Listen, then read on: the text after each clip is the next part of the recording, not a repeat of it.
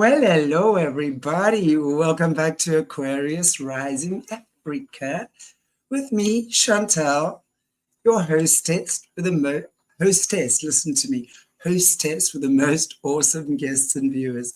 As again, tonight morning for you is testament to that. I have with me today very special guest. First time she's telling her story publicly, and her name is ALLEY SCHEIDEL.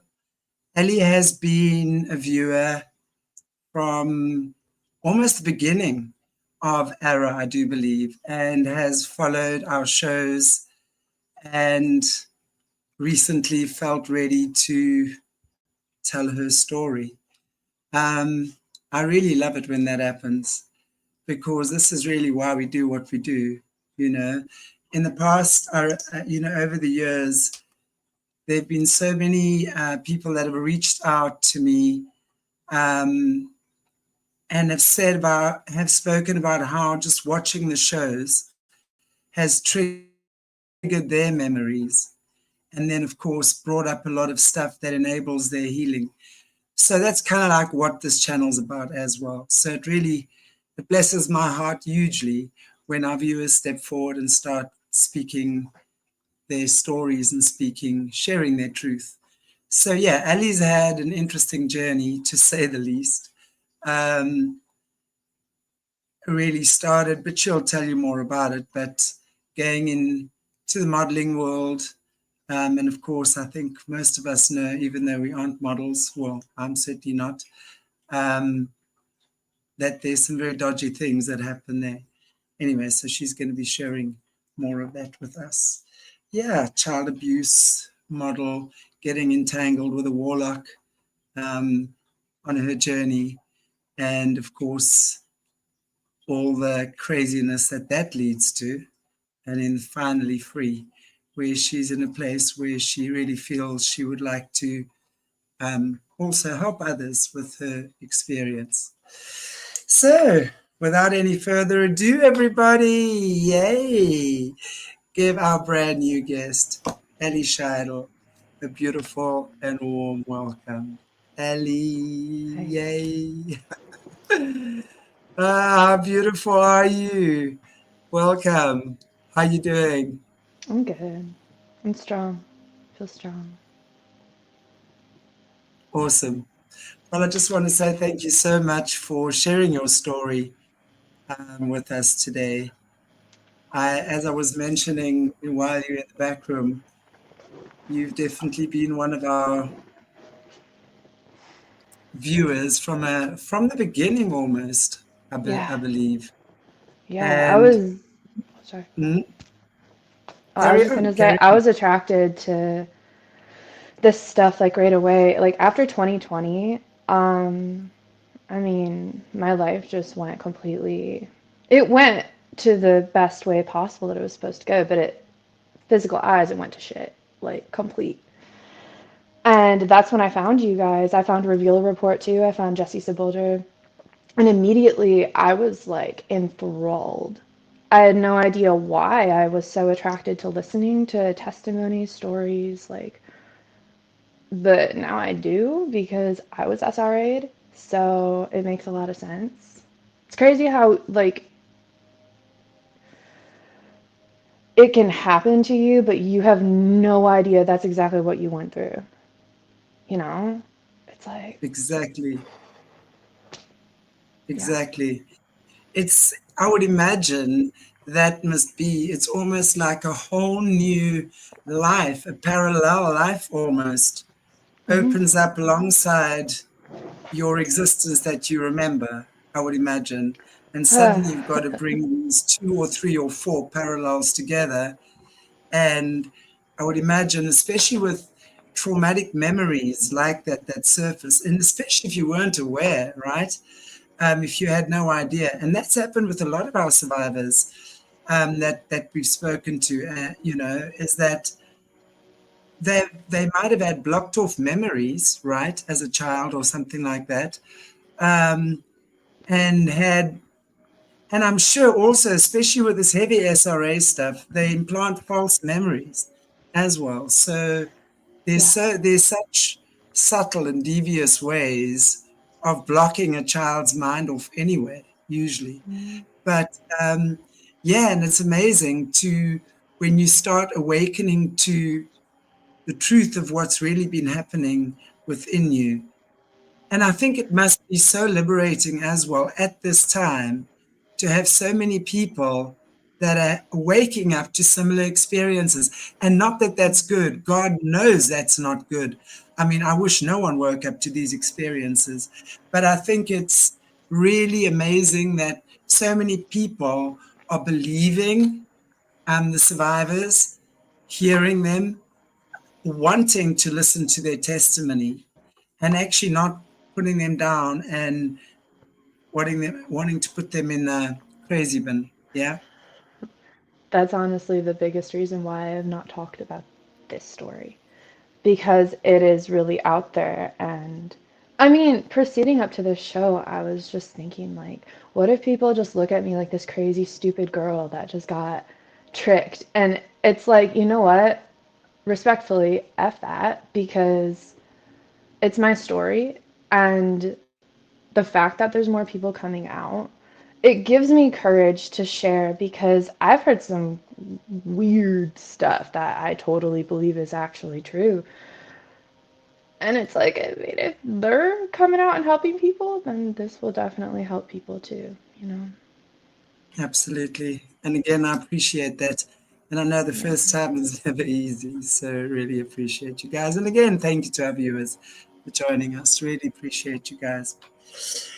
Ellie, I'm wondering, so just to give us a little bit of context on your childhood. I know your childhood, I don't believe that you were really, I believe you weren't really, it wasn't like a family, familiar, or ancestral abuse, satanic family you were born into. But maybe you can speak to us about just your a little bit of your family environment, what Yeah. happened there, and then just moving into the modeling world and what you experienced there. Yeah. So I grew up in a middle class family. I guess you could call it upper middle class. I never struggled. I never wondered where my food was going to come from. I always had everything supplied for me. Like, my parents were really good in that aspect. They made sure that I didn't have to worry about anything. And they were also really good at helping me pursue my dreams, hence modeling. What, like, they're really sweet in that aspect. My whole intention when talking about my childhood was to honor my parents as I speak about them. I do want to say, as everybody knows, nobody is perfect. Everybody has their own trauma that if they don't deal with, they act out of, and they will bleed onto those that they love without wanting to. Right. I understand this. And I just wanted to say that in honor of my parents. Um, my mom was just really controlling. I think she felt very out of control in her life. So I didn't really have a lot of friends, especially in high school.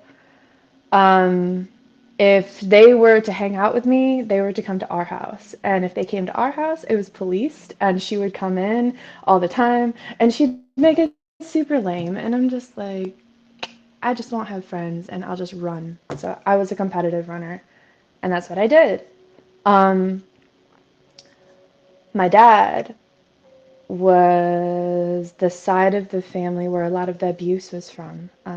Heavy Masonic ties to my dad's side of the family. Um, my grandpa, I really believe he was a Freemason. He was part of the Lions Club. He was part of the what are they called? Knights of Columbus. So was my dad. And I just remember I went to Catholic school as well. Okay, so I have all of that little like programming going on in my head. Is so fun. But I just remember in church, like they would have Knights of Columbus Day, where they would have these knights, like literal knights with feather hats. I thought it was so funny. I never took it seriously. I'm like, these people are really in leadership? Like, what? It just looked like grown men dressing up. And like little did I know that I was actually growing up in a very big Masonic hotspot. I grew up in Rockford, Michigan. Rockford, Michigan, for those of you who do not know, it is very heavily instilled with Masonic ties. There, like the moment you go into Rockford, there is a sign that has the Freemason symbol, Lion symbol, Rotary Club, all of the different things that are over that town, and you can literally feel it in the energy of the town. Um, at that high school in the town that I grew up in, there are heavy percentage of unaliving that kids do to themselves. So there's that's just to give you a gist of the environment that I was around. So it was very pretentious, very Catholic, very shame-based, very shaming over my sexuality. And that was the big part from my dad's side of the family that really started this whole shame thing over my sexuality. It's always been attacked. And the reason why that is important is because of what's coming further down in the story. So, Were you ever, uh, were you ever sorry to interrupt you. you're Were good, you, please. we, a lot of the survivors that I speak to have a lot of traumatic experiences, sexual abuse from family, and especially with, unfortunately, being Freemasons. Did Hmm. you experience that with your father or any of your close family when you were a I child? mean, it wasn't necessarily like ritual based. It wasn't like, oh, we're doing like that, this is a thing. It wasn't like that. It was more so just like spiritual. Like the spirits knew what they were doing, if that makes sense. Right. You know what I mean? It happened with my grandma when I was little. She's deceased now, but I feel nervous sharing this. But when I was little, she was getting dressed and she had her shirt off and her everything was out. And she's like, "Hey, do you want to touch them?" And she's like, "They're squishy." And I'm like a little kid. I'm like, "This is weird." But she made it That is seem weird. so innocent. It was very weird, and it like that always confused me. You know, like, I mean, that's what they do, though. It's like this weird confusion, and then when you bring it up, you're gaslit. Because that's exactly what happened to me. I brought it up to her, and she gaslit me. Just like, how could you ever think that I would ever do that? What kind of person are you that you would make that kind of stuff up? And that was also with my grandpa, too. He never showed me himself, thank God. But he would always make comments on my body. He would always make comments. I was anorexic too, so I mean, he would make comments on my body. He'd make sure to tell me like no boys will want you if you're that skinny. He would make sure to tell me like I used to slouch when I was like 10, and I was at one of his little Freemason parties. I didn't realize that's what they were, but I know all the guys that he hung out with, and they were all Freemasons, and they were all drunk. And I was this little tyke, 10-year-old girl, in a circle of men, and they were all. And my grandpa has the audacity to say, you know, you should really stand up straight because boys would really like it. And all the men just looked down at me and they looked at my non existent 10-year-old chest. And I felt so objectified right in that moment. And that moment stuck with me for so long. And I just remember growing up, if I were little now, I would have become trans. Like, I would have wanted to transition. That's how ashamed I was of my sexuality as a girl.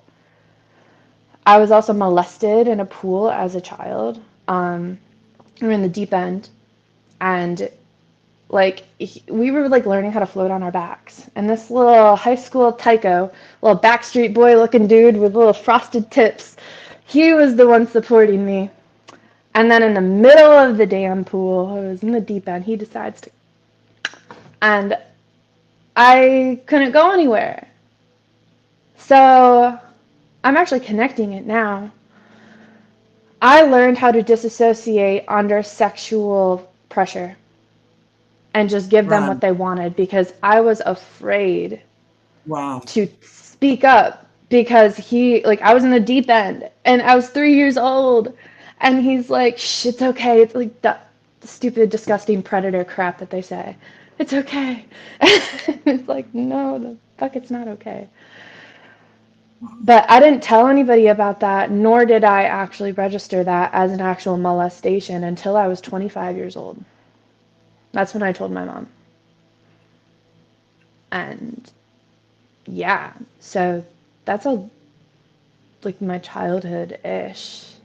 It's a lot more stuff, but like all I can say, I feel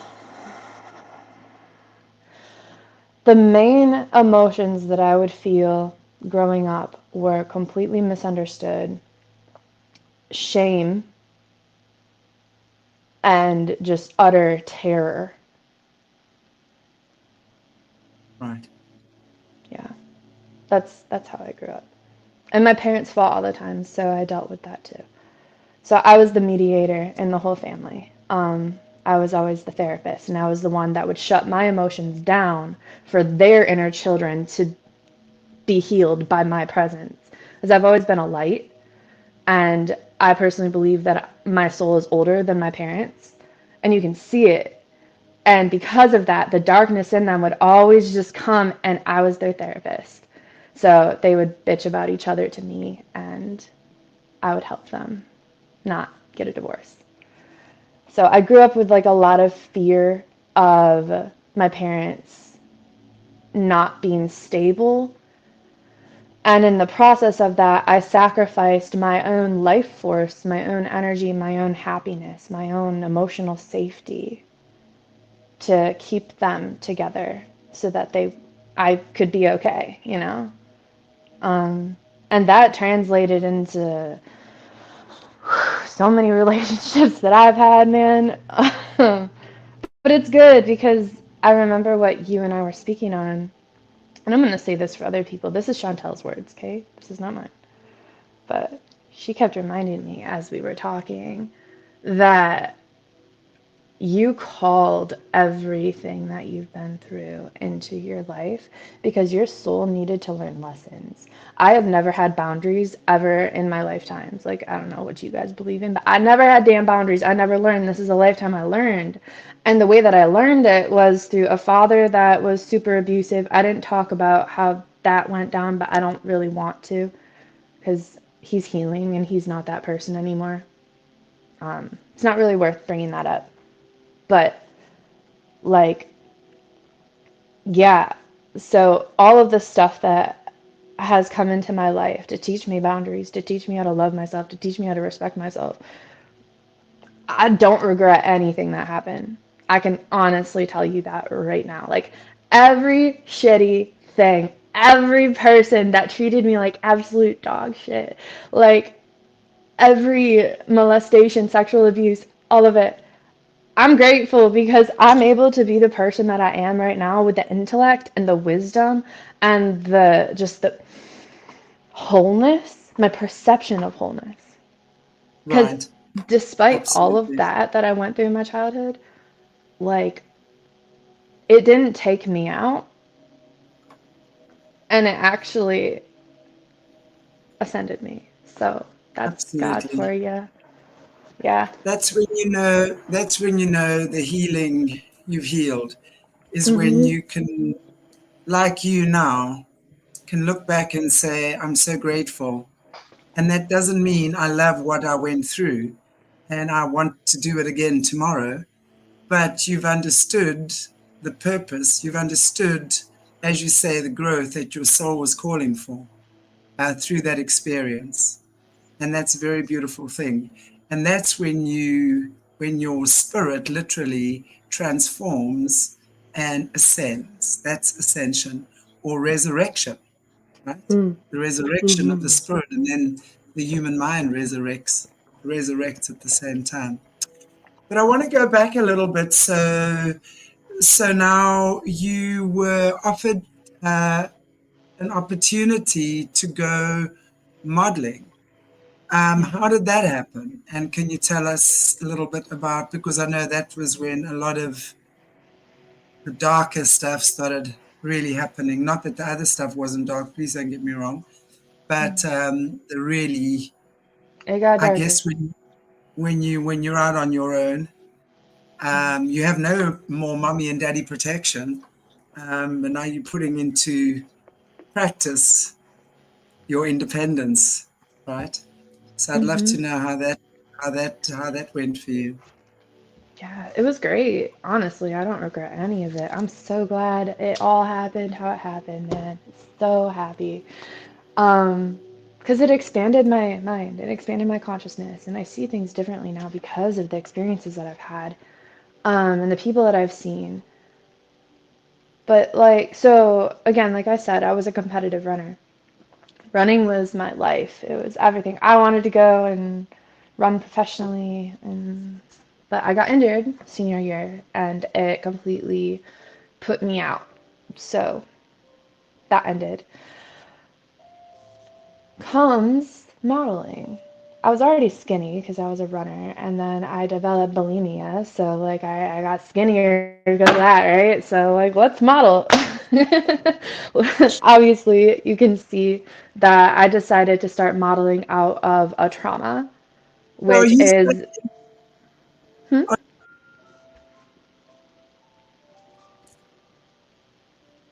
Say it again. I think we had a little bit of a lag, so I didn't mean Oh to no. interrupt you, but I just wanted to find out. So, are you saying that by the time you went into the modeling industry in your late Yes. teens, you already had bulimia, which obviously is an eating Yes, ma'am. disorder, Yep. and we understand obviously an eating disorder is a very deep emotional trauma, Yeah, it's crazy. It and was a it's cry for help. literally the only totally, because the only thing you feel like you have control over is the food that you put in and the food that you expel out of your body. That should be the only thing you would feel at the time you have control over. Very interesting. Okay, so already as you now go into the modeling industry, you're thinking, oh, well, I'm beautiful enough. And obviously, because of your athletics career, your running career, so you would have had to be fit. And as you say, you've been criticized all the time for your body, being body shamed. And now you get bulimia. And now you think, right, the modeling industry is the industry for me, which, as you say, born from more trauma. If you look at the mindset you were coming from when you made that decision, right? Yep. And that's inevitably why God showed me that my career had to end because it was built on trauma and He wanted to heal me. So you can't maintain something that's built Right. on sand if you want to develop a foundation. So,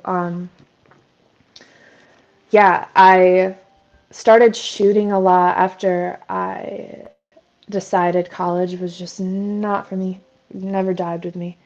I'm too much of a free spirit for that. And I loved it. I mean, obviously drugs were involved, and like you just go shoot and snort Adderall, and just like cocaine was always involved as well. And I never drank, but that's where the drug use really started getting pretty intense. I would go to Detroit all the time and shoot because that's where all the good photographers were. In Grand Rapids, they're more like boudoir, and that was not really my style. I wanted to do runway, and I always knew that. The people that I started shooting with, the models that I was traveling around, they were more boudoir, like sexy tattoos. I have tattoos now, but I was not tattooed at all before. Um, I shot enough of the nasty crap to realize that I was done shooting with, and I don't mean this in any disrespect, but I mean this more in professionalism. I was done shooting with lower end photographers. And I finally met this guy, Chris O'Grady, He's great. He actually really helped me clean my act up as a model. He actually knew I had bulimia, so he was trying to feed me, and he like we would smoke weed, and he's like, "Hey, do you want to make some food together?" And then we would shoot, and he would make sure that we would shoot after we ate so that I couldn't go purge. But he saw me, and he helped create my digitals, which looked really good, by the way, by him. And he helped create a portfolio for me. And as I started shooting with him, I got noticed by this guy, Joshua Ford. He's a mother agent. He used to be a model. And he said, "Hey, I really like your look." And I had to be careful because, like, like, if you're trying to get into any kind of industry like that, there's going to be spoofs that are going to message you and try weird crap. Uh, yeah.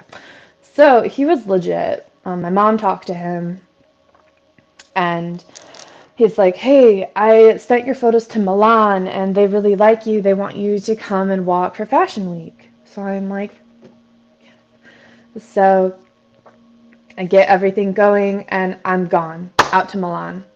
And culture shock right away. I mean, if anybody has ever traveled to a new country who doesn't speak your native language, who may not actually like Americans or may not like your nationality. Italians do not like Americans, especially in Milan. They would know how to speak English, but they would pretend not to because they would hear my accent and they would just snub me off. And I'm just like, oh, 19-year-old, just like brand new. Whoa. But I adjusted eventually, and I worked a little bit in Milan, but I was way too skinny. Spoof, I don't know, it's just a term, like a hoo-ha, nasty pedophile, nasty, sick, gross people who just want to farm your energy by tricking you.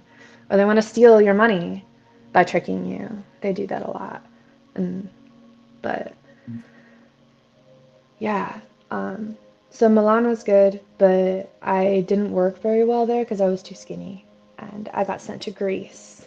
And Greece was like this beautiful, magical place. It felt like a vacation to live there. I got to work at a place that was like a vacation spot. I walked everywhere. I was like a little billy goat. If anybody has ever been to Athens, you will know all of the hills that are there and how good of shape you get in when you walk on those hills. They're great. But so I worked there. I worked really well there. I walked Fashion Week a few times there. And do you want me to keep talking about modeling? Yeah, and Okay. it just interesting to see. I know when you were a model, you met that the warlock dude, Yeah, right? that's where I was gonna lead into if you're okay with that. Yeah, perfect. Okay, cool. Cool. So I told you I walked around the city a lot. I would leave my phone at my apartment a lot because you have to buy calling cards in order to actually call people. So, which was beautiful. I got free. My mind started opening. I started waking up to who I was. I let go of bulimia because like I just felt I needed to. And then once I did that and I got off of Adderall, I stopped doing like almost everything besides weed. I woke up to more of a potential of who I could be. And in Athens, there's a lot, I mean, it's on a ley line. The Acropolis is right there. That is literally like the, it's like the pyramids, man. There's some Right. crazy energy in Athens. I love it. It's beautiful. But it's if you don't know what you're doing, like I didn't know what I was doing, it's very dangerous. Right. I started reading The Secret. And then which led me into witchcraft, and I started dabbling with witchcraft. And then the reason why I say that is because it leads into this of why I was attracted to this person. Okay. I was on a walk one day. I was feeling led by something. I'm like, lead me where I need to go. And I arrive at this park bench. It's like a square. So there's park bench, park bench, park bench, park bench. That makes sense. So I was right here. And I was just chilling with my purse and I was going through it, putting essential oil on. And there was this man that walks up to me and his granddaughter. His granddaughter looked like Ariel, and I'm just like, oh, you're so cute. And this man, he looks at me like, you know, Jesus loves you a lot. And in the mindset I was in at the moment, I'm like, oh, you're just trying to shame me right now. Bye, old man. And I pushed him off. And there was a guy, park bench, right here, right here. And he was listening. And he's like, you got to throw off your mental chain. And then he started flashing tarot cards, and he's like, hey, I got this. And I'm like all witchy in my head. I'm just like, oh, I'm a witch, so let's go talk to this guy. So I go over there, and it was like this cataclysmic event of like, my entire life changed once I met this guy. He was homeless, okay? But the way he Let spoke. me just you're saying he was homeless when you met him. Yes, ma'am. Right. Okay. Cool. Yes, ma'am. So he was just this homeless dude on a bench that spoke a lot of big talk. Oh, you want to know what he looked like? Ooh, okay. So he was like,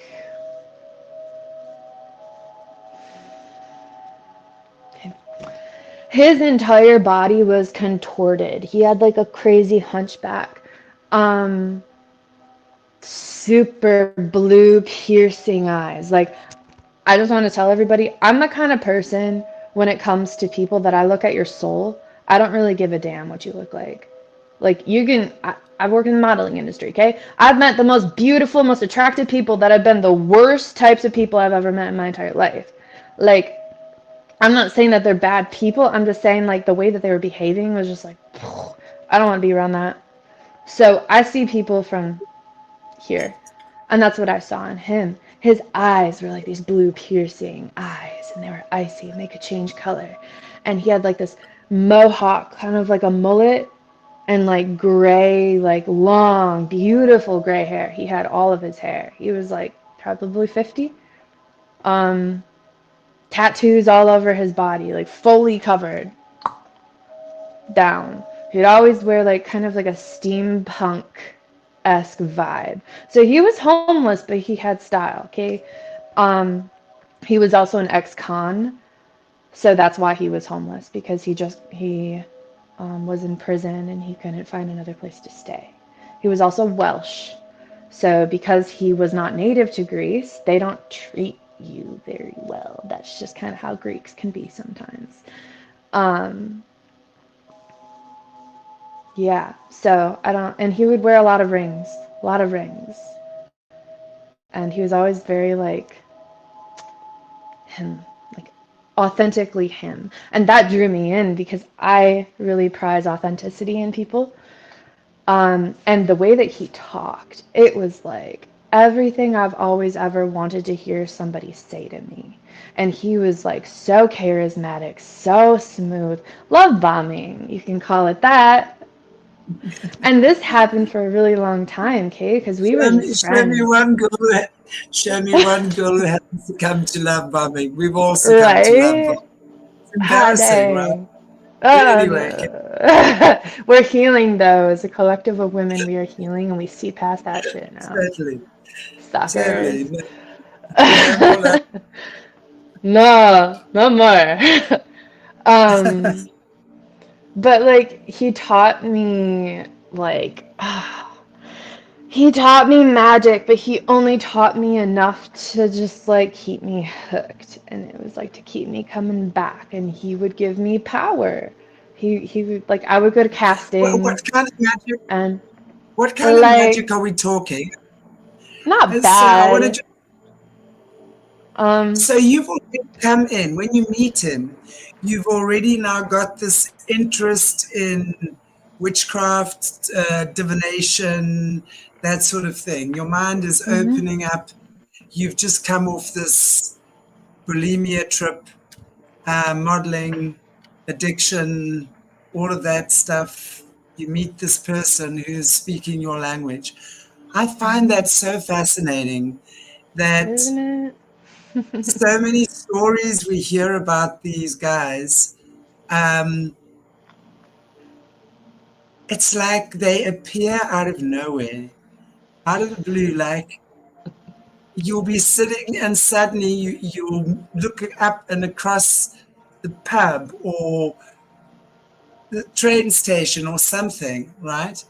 There he is, and or she, whatever it might be, and you just kind of, and they know everything about you, don't they? It's Mm-hmm. like it's like they've researched you, but it's like Mm. they've done it spiritually and psychically. They know your weaknesses, they know your strengths, they know exactly how to play up to you. I mean, it is actually, yeah, Janice, as if by magic. Um, I have no doubt it is magic, but my point is magic hasn't, they haven't exactly started actively using magic yet at this point, but there's definitely something there that enables them to draw you in, right? Yeah. He knew exactly what to say. He would even go into my dreams. Yep. Like he would tell me about dreams that I like crazy dreams that I would have from childhood. Like shit I don't tell anybody. And he would tap into those and he'd be like, "Hey, do you realize who was there with you?" Like there was one dream where I'm not going to say it cuz internet. But there was one dream where something was holding my hand and um he's like, "You know who that was?" And I'm like, "Who?" He's like, "It was me." And I'm like, "Oh." Now I know who it was. But he would try to implant himself into every core memory I had. And he tried to tell me that he's been with me since I was a child and he's been protecting me. I had witches and warlocks visit me as a child in my room because I was tormented in my sleep every night. And they would teach me how to do things like astral project and stuff. And he was trying to tell me that he was one of them, but he was protecting me from them. And like he's watched me my entire life. Like who knows? This dude probably could have been doing this shit because he was like the more I've talked to Chantelle about this guy, the more I realize that he was actually like legit.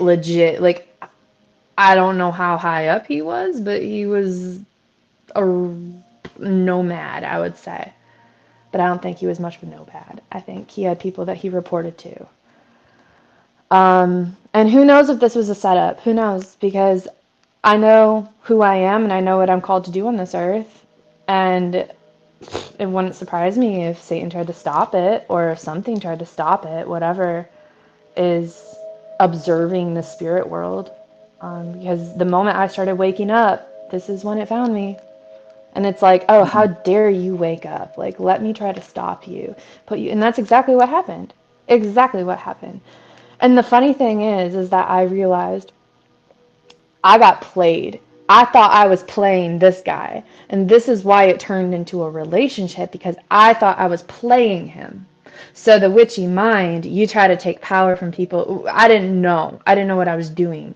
But in my mind, I'm just like, oh, he's giving me energy. He's giving me power. Like, he would legitimately take my hands and he would transfer his energy into me. And I would feel like this. I would get high off that shit. And it would just like zoot me out. Um, I would book so many jobs. I started encountering so many photographers I wanted to shoot with. Like all of a sudden, it just started happening.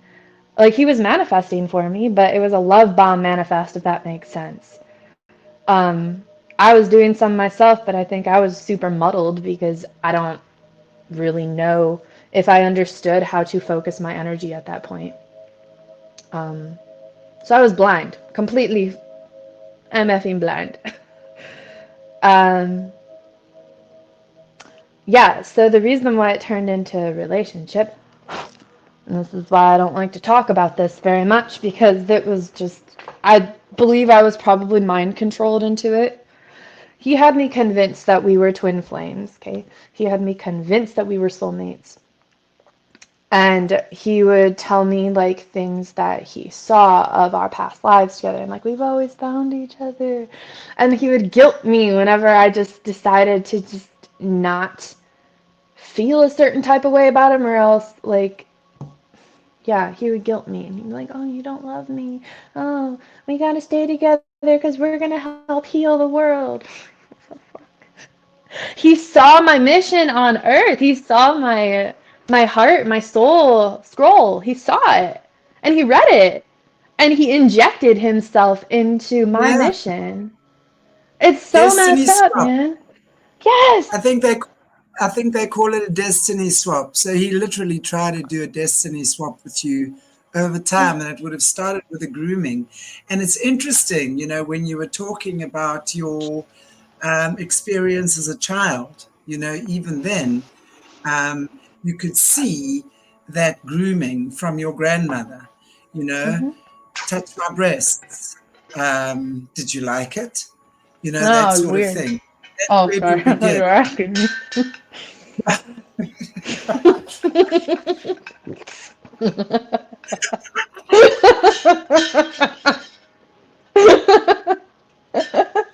We make light of heavy situations.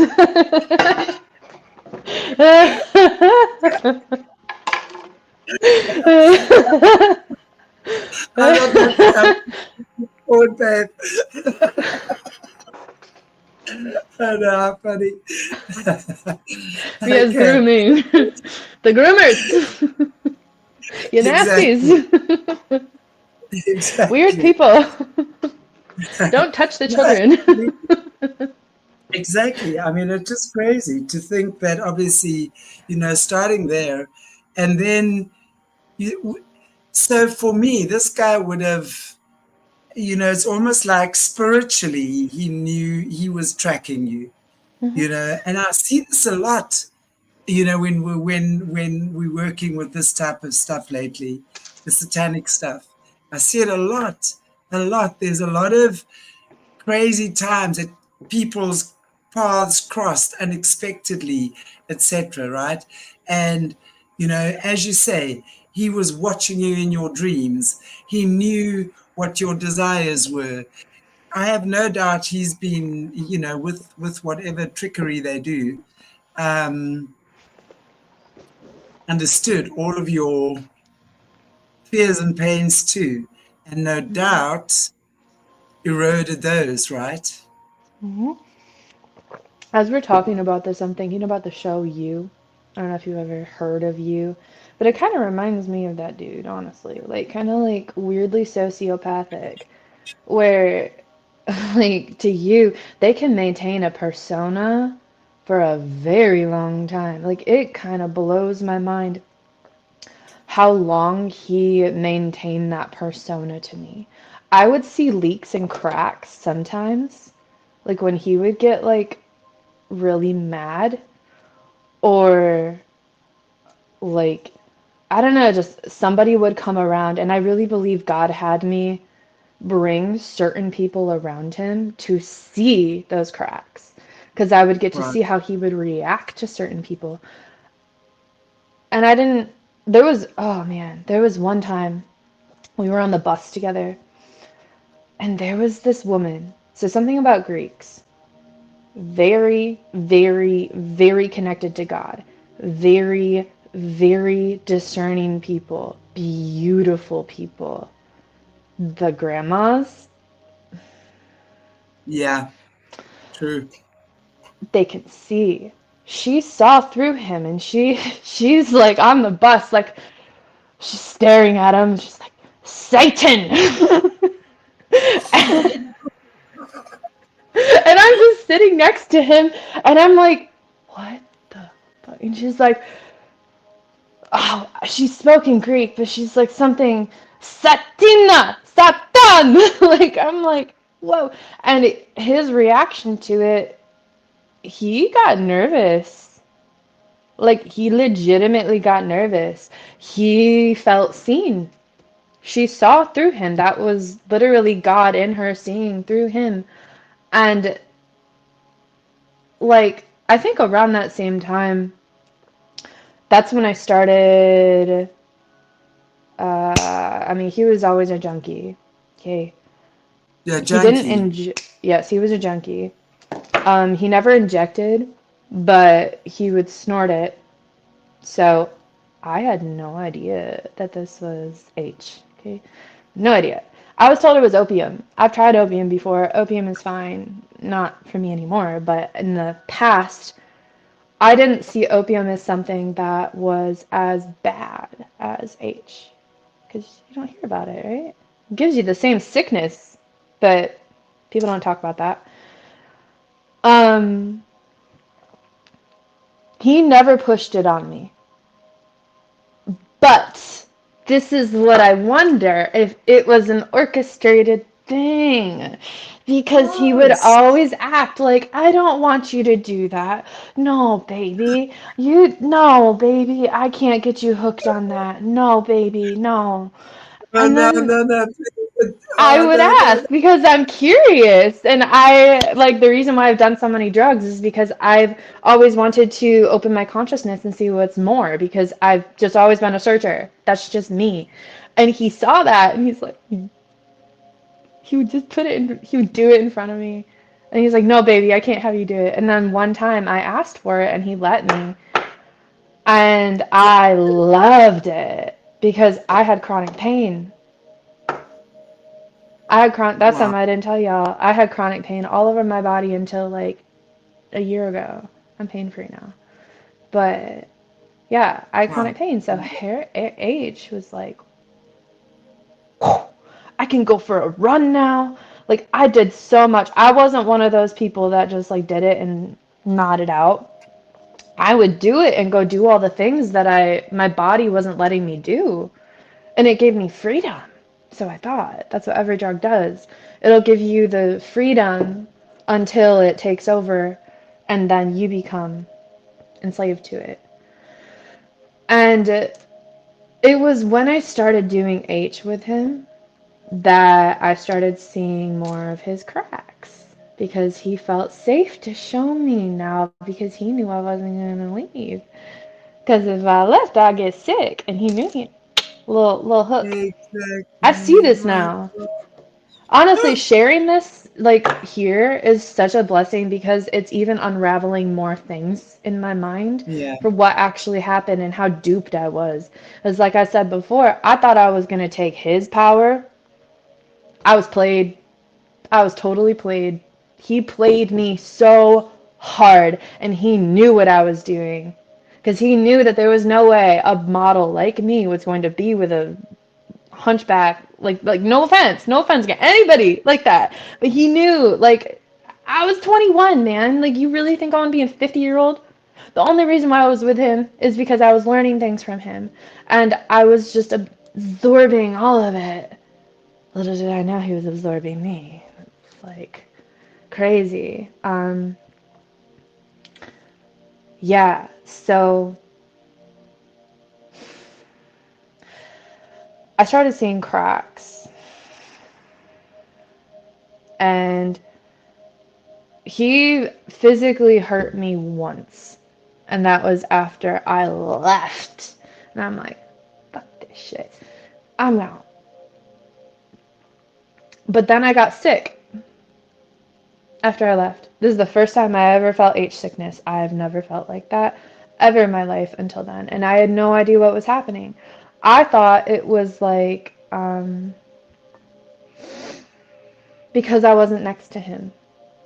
And this is, I see somebody put in the comments earlier, like they can implant thoughts in your mind. That's exactly what happened. Because I had never been sick,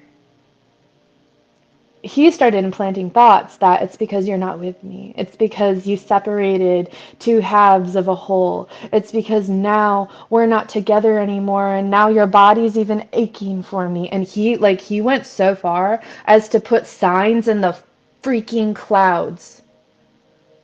Like he started, like I saw like J and A in the clouds when I left him. And then he started sending songs on the radio to play that were our song, like songs that he dubbed as our songs. Yeah, Wow. this dude was something else, man. And you know, if I could do anything right now, I don't. I used to judge myself a lot for what happened with him and how I got entangled into that. But if I could do anything right now, I would really just want to give that young woman a big hug and just let her cry in my arms because she, all she wanted was love Absolutely. from a world that never showed her love.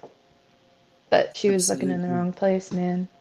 When you go in, you go inside and you meet the God within you. And then that's where that love is, man.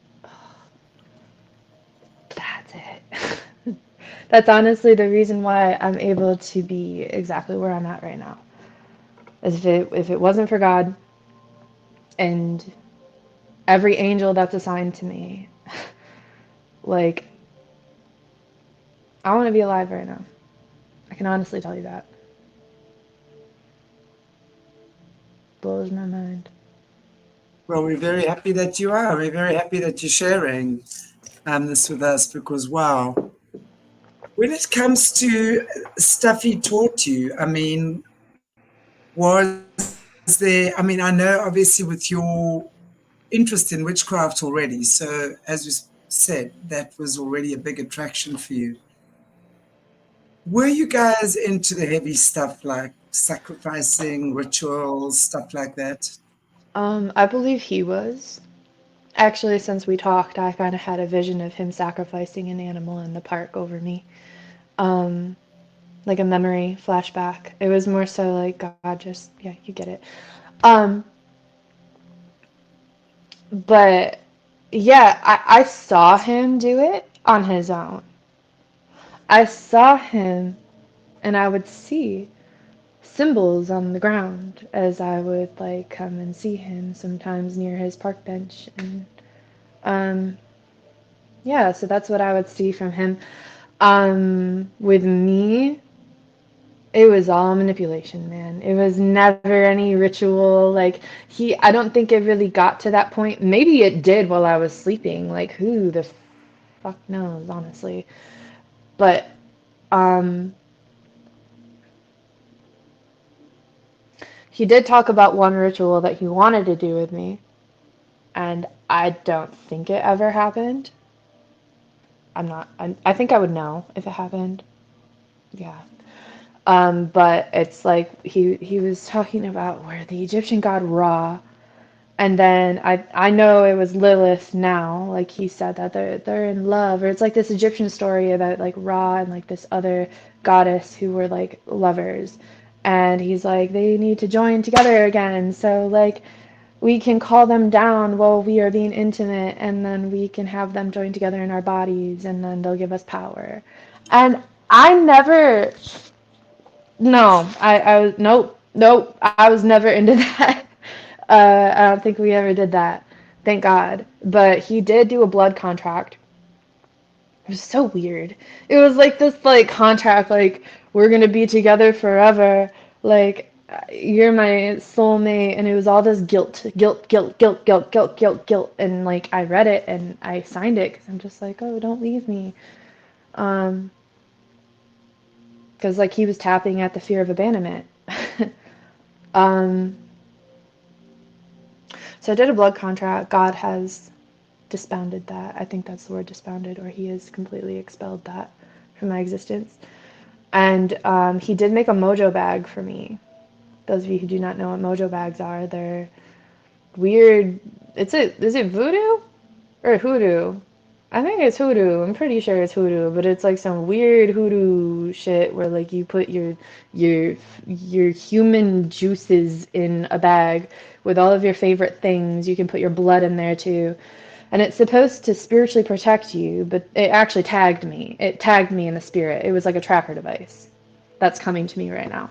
Um, yeah, so I threw that in the river, along with many other things that he gave me. Um,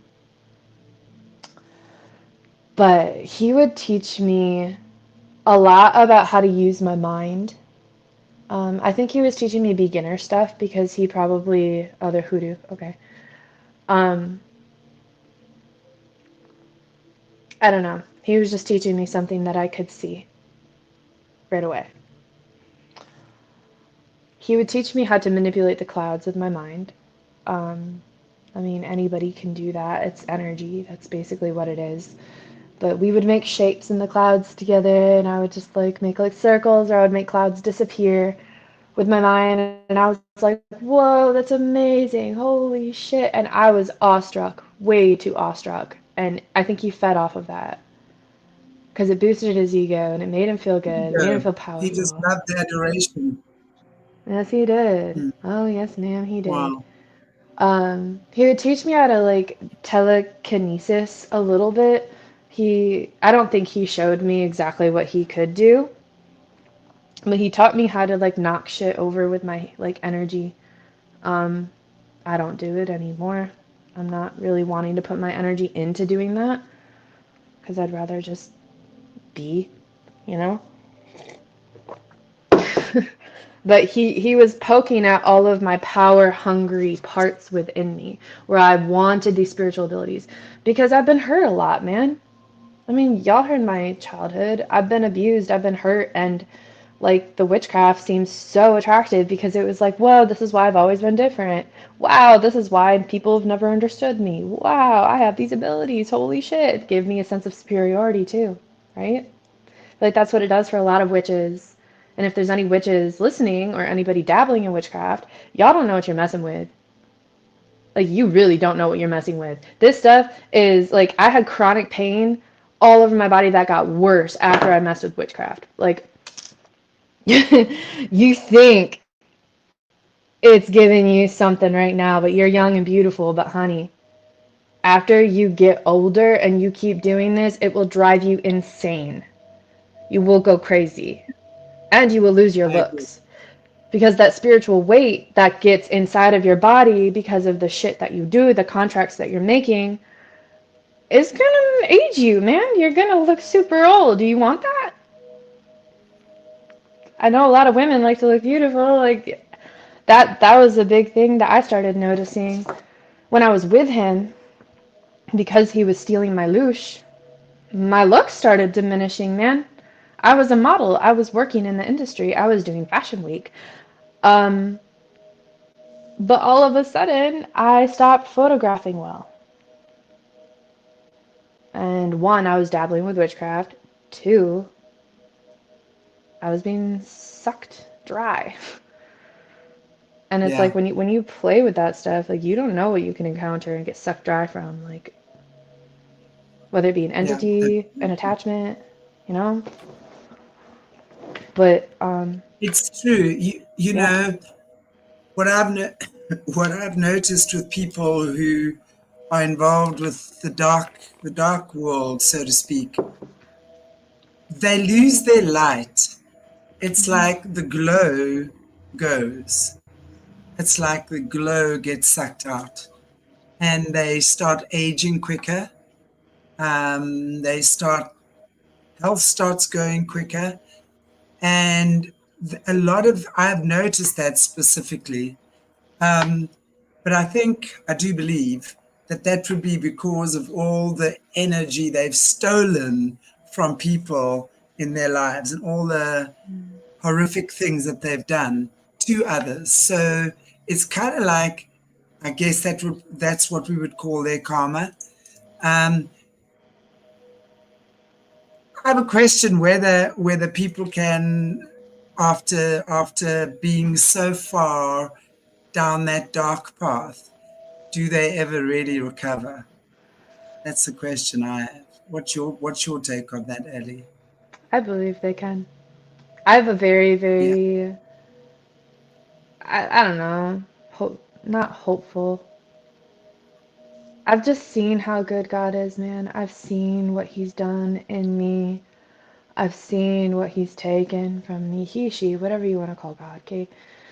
Like, I've seen what Yeshua has done in me. And I'm not pushing my beliefs on anybody, but this is just my truth and what I know for me. And I believe they can reach anybody. Because the Yeah. thing is that the victory that we get to walk in, that like everything that is contrary to good is an illusion. If anybody knows Course of Miracles, you will know exactly what I'm talking about. Um, Anything that is misaligned is illusion. So they are in heavy illusion. But who says that victory and God can't shift that Turn back? around. Yes. I'm of the great belief, God never leaves us. When you're in Mm, alignment, I mean, I always say, like, imagine God as this golden beam of light shining down, right? And when you're in alignment with God, you get the benefit of that beam of light, so to speak, right? mm, It never goes away. It is us that move away from our Creator. I mean, think about a child. Let's just think about this. Don't touch that stove. It's hot. mm, Uh, don't touch the stove. It's hot. What does a child do? I don't think there's one child on this planet that has not burnt its hand on a hot stove, right? With its parent or mom saying, don't touch the stove. It's hot. Every child does something that they're not supposed to do. They really are testing boundaries or getting to know life, etc., etc. We as humans do the same, you know, and God knows we're going to go around our little wandering path and is always there waiting for our return. So God has never, ever abandoned us, ever. mm, We've walked away. But when we turn around, right, when we decide to come back, that's where the repentance lies. mm, Because now that you've understood, you can come back. There is a God who loves me, or whatever it might be, right? But to come back and to,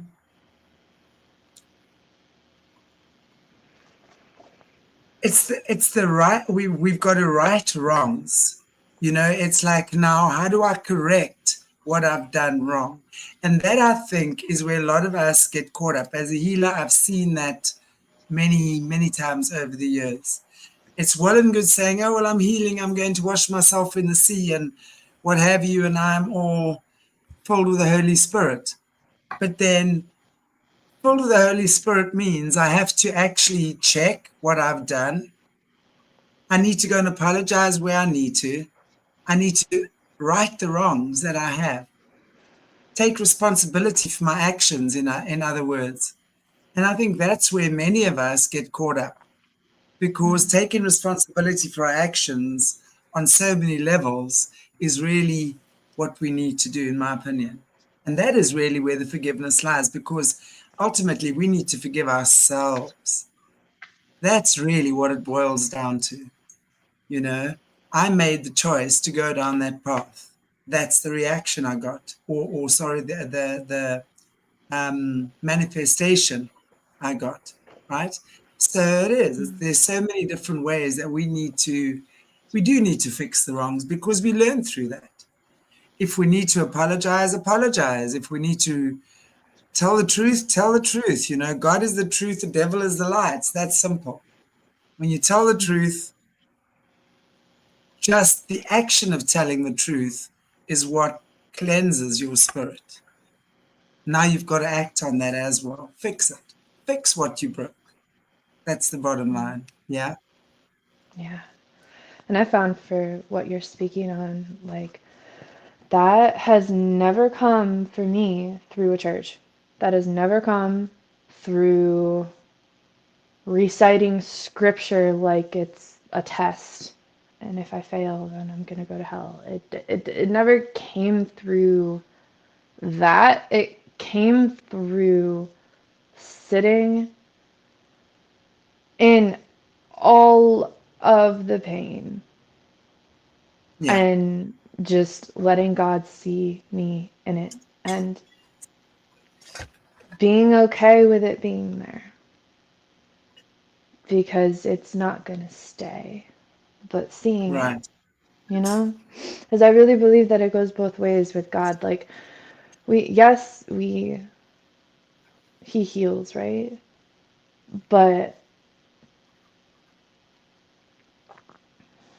there's also a part that we have to play of letting Of him, course.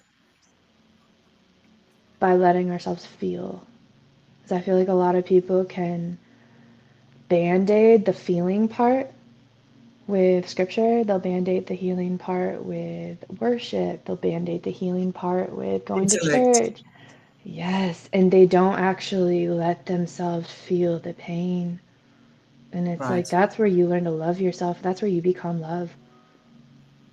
Like that's like when you can love yourself in the sec that stuff, like all the trauma, all the abuse, whatever, the worst things that you've done or that has been done to you, and you can love yourself in that, and you feel God's love in that.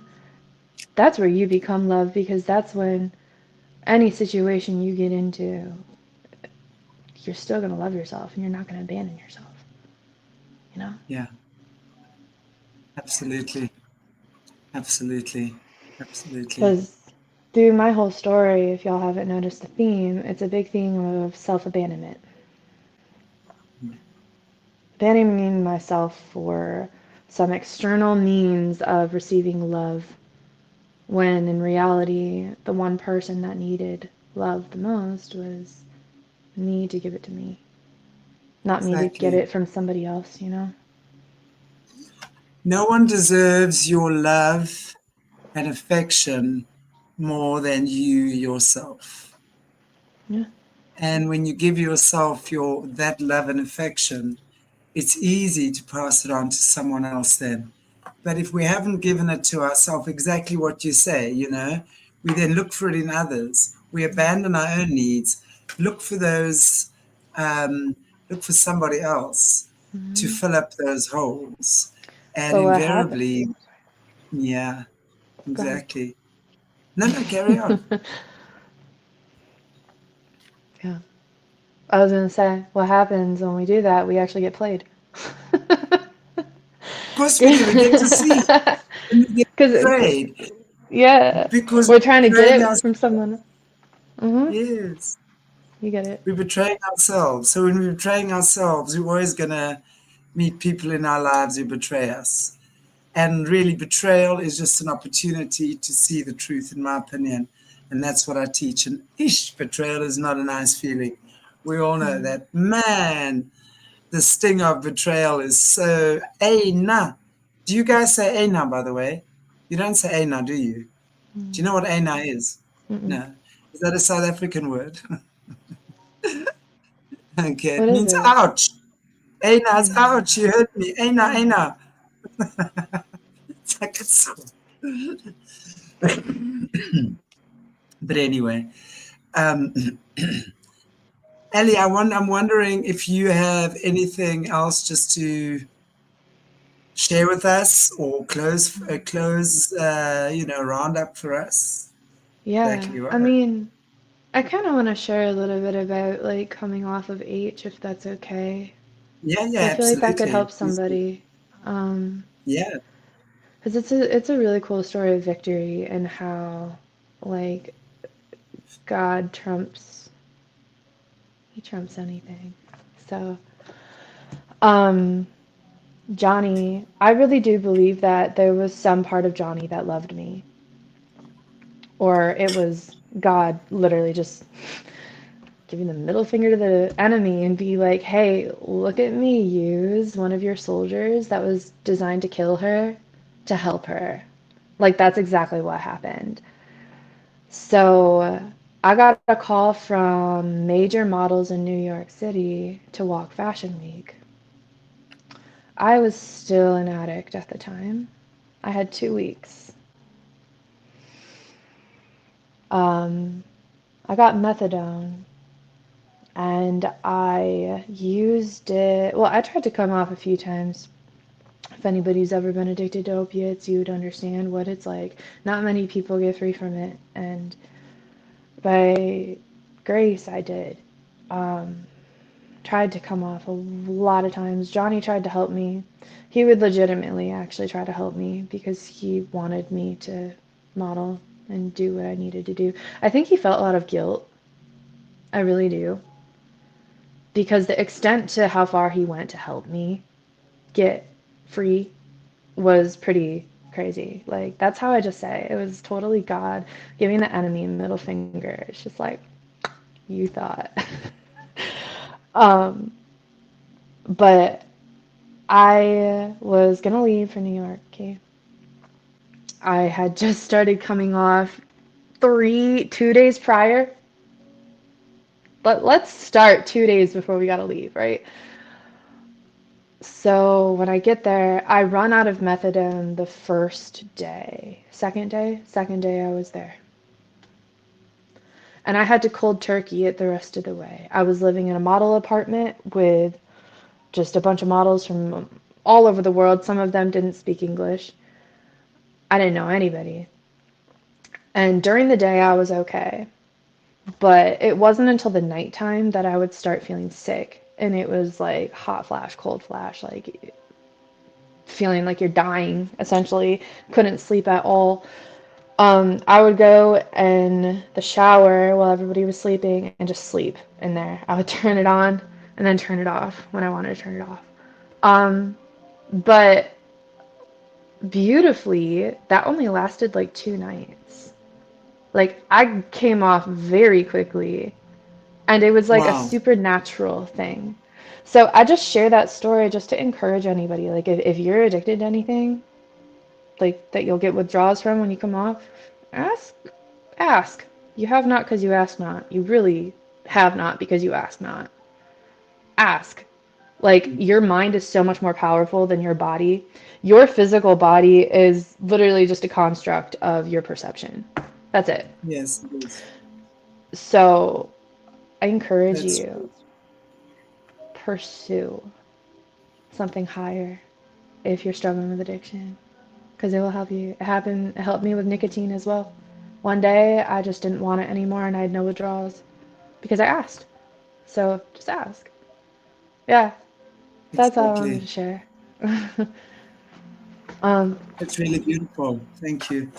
yeah. We go through such, talking specifically about drug addiction, there's a huge percentage of people that are addicted to alcohol and drugs. And that is really just a highlight. It highlights how unhappy people are in life Mhm. because they obviously escaping something or trying to escape something using especially drugs and alcohol.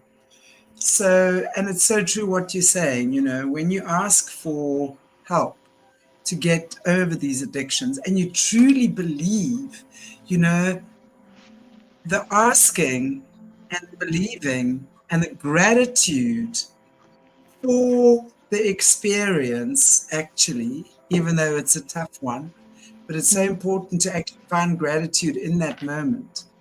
All of those things together are really what take you. I say an addiction can be broken within 24 hours. I've seen it happen. I've done it myself. I used to smoke. It was like, and the one day I just stopped. It was like, oh, I'm just like, it was a Sunday and I'd been partying the night before and I was like lazy to get out of bed and go buy cigarettes. Seriously. And I just stopped. It was like, oh, I'm not doing this anymore. And that was it. That's how I stopped. But I mean, I was never a serious like smoker at all. I was just going through stages. But after that, Mm. it could become addictive, and that's just cigarettes. But Mm. when we're talking the stronger addictions, most definitely prayer, Nicotine's a strong spiritual, addiction, though.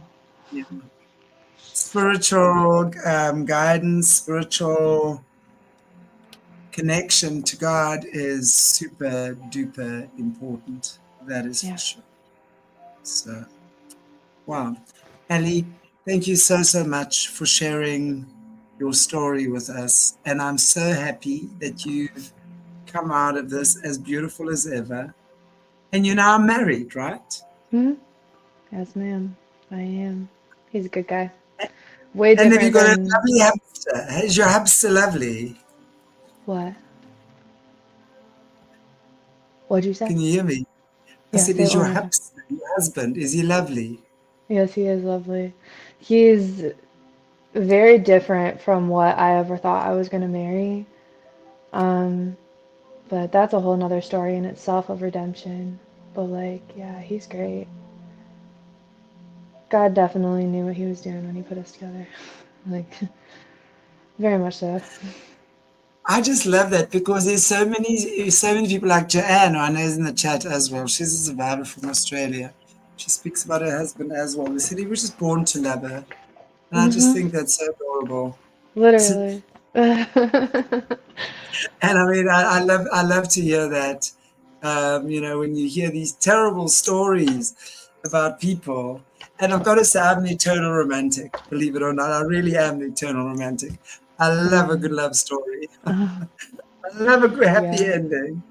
That's for Mm. sure. So I'm very grateful and super happy that you've met someone who, and are with someone, I haven't just met him, who loves you, appreciates you, cherishes you. And that in itself is a wonderful sign of healing when we choose partners who themselves are healed and who Mm. themselves can support, whether it's a man or a woman, your partner through trauma and Mm. not re traumatize each other with your pain and your wounds. It really is a beautiful time for healing. And is there any way people can get a hold of you? I mean, if they want to have a chat with you, are you open to that? Yeah, I will definitely use my discernment as I do that, but yes, as I feel What I right can now. do, what we will do is I'll put your email address in the description area. It's not in there right now, but I will then put They can, Ali's email address in the description area. If any of you want to have a chat with her and just hear her story, and she's a beautiful healer. they This can much I do know. honestly find me on Instagram instead because I barely check my email. I'm notorious for not checking my email at all. Um, So you're on Instagram. We'll put your links yeah, in. We're going to put your I links in. shall. What is your Instagram link, actually? Do you want to give it to me? It is. Yeah. Can I? No. It's Alley, Alley, Mm.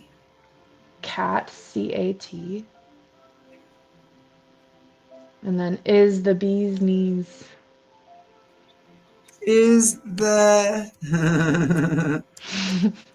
is that all one word? Yes, ma'am. Alley cat is the Okay. bee's knees. Alley cat is the bee's knees, Yes, ma'am. not knees, knees. I remember when you're learning to spell knees. Okay, guys, I'm putting that up there. So please go find her on Instagram. I definitely follow you on Instagram. You do great stuff on there. And Alley cat is the bee's knees. That's Instagram. But what I will do is I'm going to put your links in the description area. And if any of you would like to be in touch with Ali, then you're welcome to do that. Thank you, everybody, for supporting our show tonight. I think it's just amazing. We've got such a awesome community. We really do. You guys are amazing in the Arrow tribe. Um, just the way you support our survivors. I appreciate that. Thank you so very much. And Ali, God bless you and take good care. And we're going to chat to you soon again. Yes, Okay, ma'am. Thank everybody, I'm you. wondering if I have anything else just to say before. No, we've got Jesse on tomorrow, Double Trouble with Jesse on Wednesday. Catch us then. Doing membership on Thursday again. Krita Mutwa's African symbols of love. I think it's called of love. Yes, Krita Mutwa. Please join our membership channel. Yes, and Patreon. So it goes between there. We're going to be starting Leo Zagami's book club very soon on membership as well. So join our channel, like, share, subscribe. Thank you so much. That keeps our algorithms up and it keeps our stories getting out there. Thank you, everybody. God bless you all and take very good care of yourselves. And I'll see you very, very soon.